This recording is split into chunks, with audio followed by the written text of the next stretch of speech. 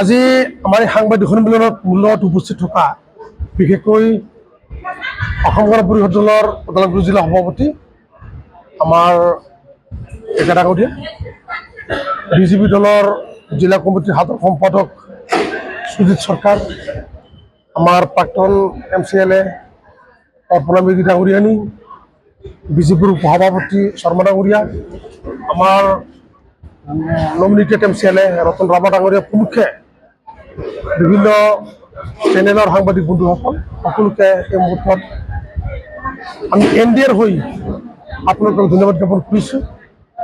আৰু বিশেষকৈ আজিৰ যিটো সাংবাদিক সন্মিলন, ইতিমধ্যে আপোনালোকে গম পাইছে যে অসমৰ ৰাজনৈতিক বাতাবৰণ যথেষ্ট উত্তাল।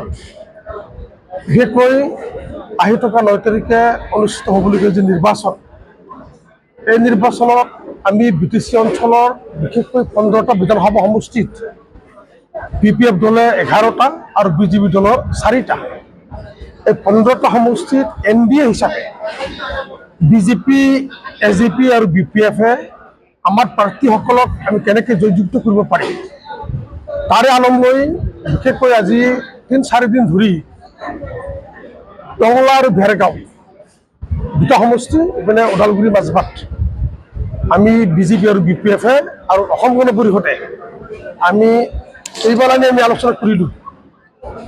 আমাৰ জিলা লেভেল, কেন্দ্ৰীয় লেভেল, মণ্ডল বা ব্লক লেভেল আৰু শক্তি কেন্দ্ৰলৈকে, প্ৰাইমাৰীলৈকে আমি আমাৰ তিনিওটা দলৰ যিসকল নেতাকৰ্মী আছে আমাৰ মাজত এটা সৌহাৰ্দ্যপূৰ্ণ পৰিৱেশ সৃষ্টি কৰা আৰু NDAৰ প্ৰাৰ্থীসকলক আমি কি ধৰণে জয়যুক্ত কৰিব পাৰি তাৰে কিছু ৰণকৌশল প্ৰস্তুত কৰি আমি ইতিমধ্যে নিৰ্বাচনত অৱতীৰ্ণ হৈছোঁ।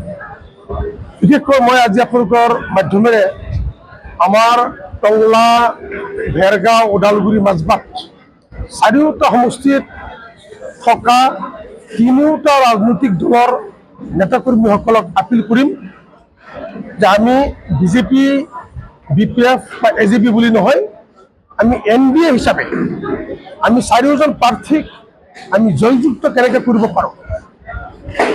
কেতিয়াবা যোৱা নিৰ্বাচনবিলাকত আমাৰ মাজত সৰু সুৰা ঘটনা পৰিঘটনাবিলাক হৈছে।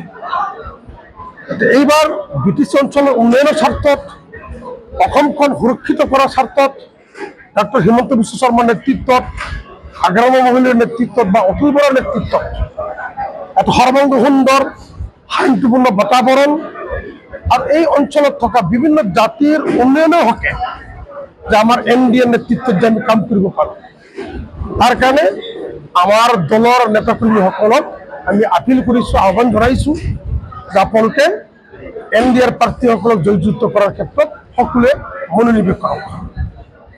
আৰু আমি চাইছোঁ যে আমাৰ নমিনেশ্যন দিয়াৰ পিছৰ যিটো পৰিৱেশ, টংলাই হওক বা ভেৰগাঁও হওক, ওদালগুৰি মাজবাট চাৰিওটা সমষ্টিত আমি বিপুল ভোটৰ ব্যৱধানত আমাৰ চাৰিওজন প্ৰাৰ্থী জয়যুক্ত হ'ব, ইয়াত কোনো সন্দেহ নাই।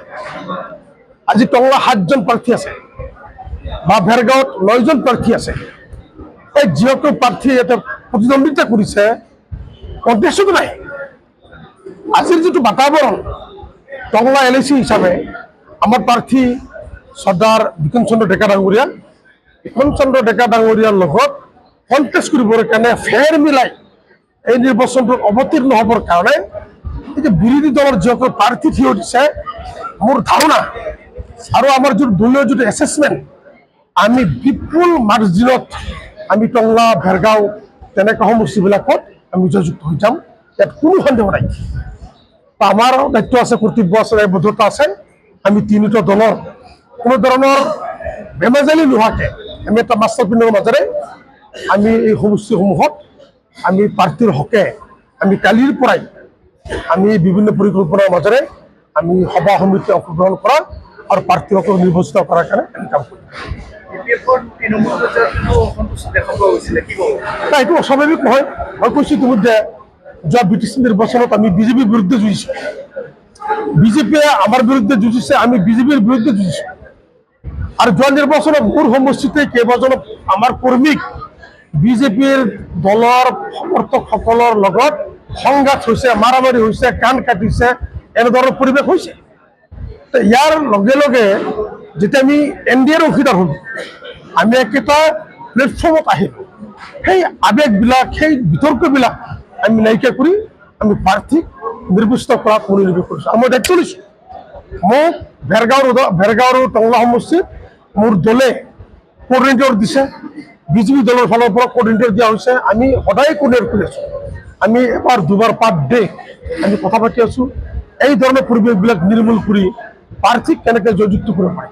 আৰু আজি চাইছে আপোনালোকে, ইয়াতে কিছু সময় পূৰ্বে আমাৰ খালিমদাৰ BPF ব্লক কমিটি, বিজেপিৰ মণ্ডল কমিটিৰ যৌথ সভা অনুষ্ঠিত হৈ গৈছে। আমি ইয়াৰ পিছত আজি 4টা বজাত আমি কালাইগাঁৱত মধুবাৰী মণ্ডল বিজেপি আৰু মধুবাৰী ব্লক কমিটি BPFৰ যৌথ সভা। আজি 6টা বজাত হাতীগড়ত নুনাই চেৰপাং ব্লক কমিটি BPF আৰু নুনাই চেৰপাং মণ্ডল বিজেপিৰ যৌথ সভা। আমি এই ধৰণে যৌথ সভা সমিতিবিলাকৰ যোগেদি আমাৰ মাজত থকা ডিফাৰেঞ্চখিনি আমি নাইকিয়া ইতিমধ্যে প্ৰায় সম্পূৰ্ণ পথে আমি নিশ্চিত আমাৰ NDAৰ অংশীদাৰ তিনিওটা দলৰে দলীয় নেতা কৰ্মীসকলে প্ৰাৰ্থী বিক্ৰম চন্দ্ৰ ডেকাক বিপুল মাৰ্জিনত আমি আহি থকা 9 তাৰিখে নিৰ্বাচনত আমি জয়যুক্ত কৰিব পাৰিম, ইয়াত কোনো সন্দেহ নাই।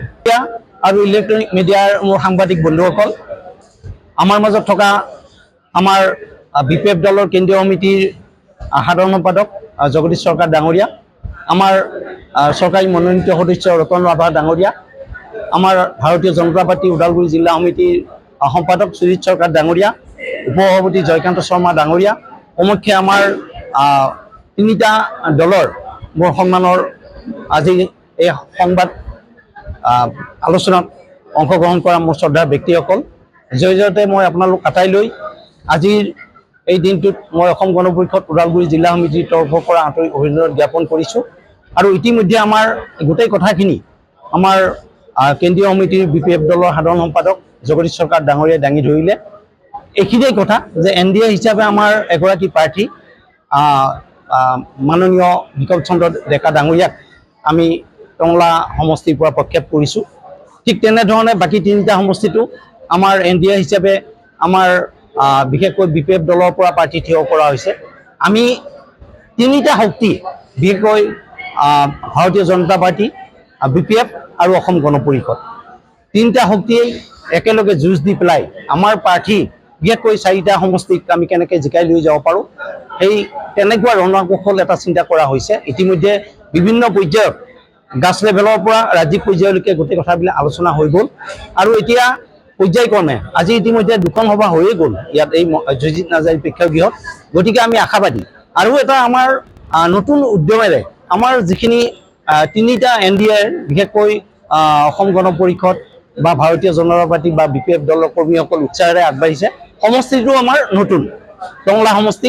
গতিকে মই আশা ৰাখিম যে ইয়াত আপোনালোকে গম পাইছে 7জন প্ৰাৰ্থী আমাৰ বিশেষকৈ টংলা সমষ্টিত।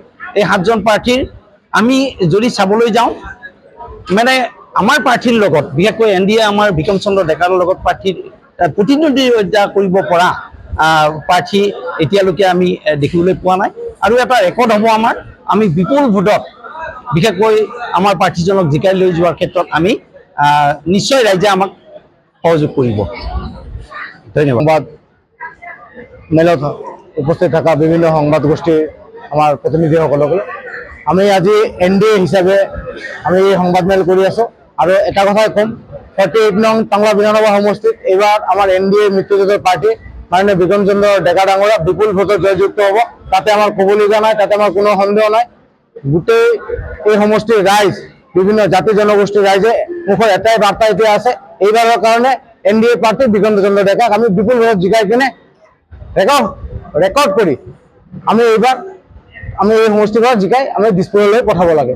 আমাৰ এইটোৱে মেইন মন্ত্ৰ আৰু এইটোৱে লৈ আমি আগবাঢ়িছোঁ। আৰু সকলো আমাৰ যি দল, আমাৰ যি আজি এলায়েন্স দল আছে, AGP, BPF, আমি BJP, আমি সকলোৱে মিলি কাম কৰি আছোঁ জইণ্টলি। আৰু ধুনীয়াকৈ এটা পৰিৱেশ ৰেডি হৈছে। বিগত দিনবিলাকে আমাৰ চৰকাৰ দা কোৱাৰ দৰে আমাৰ ক'ৰবাত অলপমান মিছকমিউনিকেশ্যন আছিলে, ক'ৰবাত আমাৰ অলপমান অসুবিধা আছিলে, কিন্তু এই অসুবিধাবিলাক আজিৰ পৰা আমি নাইকিয়া কৰি আমি এটা নতুন উদ্যমেৰে নতুন অসম, নতুন BTC গঢ়িবৰ কাৰণে আমি NDA হিচাপে আমি আগবাঢ়িবলৈ আমি চেষ্টা কৰি আছো আৰু আমি NDA অকল এই টংলা বিধানসভা সমষ্টি নহয়, ওদালগুৰি জিলাত যি 4টা বিধানসভা সমষ্টি আছে ইয়াতে আমাক আজিৰ দিনত মেয়ৰ মাৰিব পৰা, আমাক ফেৰ মাৰিব পৰা কোনো প্ৰাৰ্থী নহলে কোনো দল নাই। এটাই দল আছে, এইটো দল হ'ল NDA। মোৰ ক'বলৈ এইখিনিয়ে, ধন্যবাদ।